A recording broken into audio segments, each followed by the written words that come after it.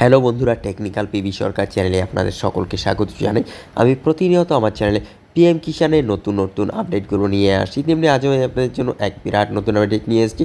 কৃষকদের জন্য বড় খবর, অবিলম্বে করতে হবে এই কাজ, না হলে অ্যাকাউন্টে আসবে না পিএম কিষানের টাকা। কী সেই কাজ এবং কীভাবে বা করবেন বিস্তারিত জানতে পুরো ভিডিও দেখুন। পুরো ভিডিও না দেখলে কিছু বুঝতে পারবেন না, তাই পুরো ভিডিও দেখার অনুরোধ রইল আপনাদের সকলের কাছে। তাই দেরি না করে ভিডিওটিকে শুরু করছি। ভিডিওটি ভালো লাগলে লাইক করবেন, কমেন্ট করবেন, বন্ধুদের সঙ্গে শেয়ার করবেন এবং আমার চ্যানেলে নতুন হয়ে থাকলে চ্যানেলটিকে সাবস্ক্রাইব করবেন। ধন্যবাদ, পাশে থাকবেন।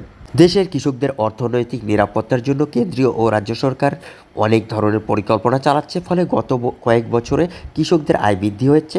এর মধ্যে ভারত সরকার পিএম কিষাণ সম্মান নিধি যোজনা নামে একটি চমৎকার প্রকল্প রয়েছে। এই প্রকল্পের আওতায় দেশের দরিদ্র ও প্রান্তিক কৃষকেরা অনেক সুবিধা পাচ্ছে। এই প্রকল্পের উদ্দেশ্য হলো চাষের খরচ কমানো এবং দেশের ক্ষুদ্র ও প্রান্তিক কৃষকদের আর্থিক সহায়তা প্রদানের মাধ্যমে উৎপাদন ক্ষমতা বৃদ্ধি করা। প্রধানমন্ত্রী কিষাণ সম্মান নিধি প্রকল্পের বিষয়ে বড় আপডেট। কেন্দ্রীয় সরকার সময়ে সময়ে প্রধানমন্ত্রী কিষাণ সম্মান নিধি প্রকল্পের পরিবর্তন করে এটিকে আরও উন্নত করার চেষ্টা করে। বর্তমানে প্রধানমন্ত্রী কিষাণ যোজনার নিয়ে গুরুত্বপূর্ণ তথ্য প্রকাশ করা হয়েছে।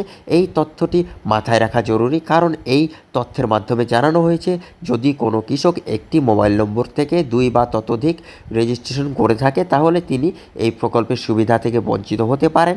সরকার জানিয়েছে যে কৃষকরা একই মোবাইল নম্বর থেকে 2 বা তার বেশি রেজিস্ট্রেশন করে থাকলে তার প্রধানমন্ত্রী কিষাণ সম্মান নিধি যোজনার সুবিধা পেতে পারবেন না। কোনো কৃষক একটি মোবাইল নম্বর থেকে 2 বা ততোধিক রেজিস্ট্রেশন করে থাকেন তাহলে শীঘ্রই তাকে সেই নম্বর পরিবর্তন করতে হবে। মোবাইল নম্বর আপডেট করার নির্দেশনা। কেন্দ্রীয় সরকার নির্দেশ জারি করেছে যে কৃষকরা এই মোবাইল নম্বর আপডেট করার জন্য 30শে সেপ্টেম্বর 2024 পর্যন্ত সময় রয়েছে। শেষ তারিখ আগে যেন তারা পোর্টালের হোম পেজে দেওয়া আপডেটে মোবাইল নম্বর অপশনের মাধ্যমে ফোন নম্বর আপডেট করে থাকেন। এছাড়াও সিএসসি কেন্দ্র থেকে মোবাইল নম্বর আপডেট করাতে পারবেন কৃষকরা, অন্যথায় আপনি অর্থ হারাবেন।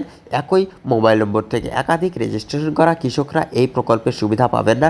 তাই কৃষকদের অবিলম্বে মোবাইল নম্বর আপডেট করতে হবে। যদি কেউ এটি না করে থাকে তাহলে এই স্কিমের পরবর্তী কিস্তি আসবে না তাদের অ্যাকাউন্টে। বন্ধুরা, এই ছিল আজকের আপডেট।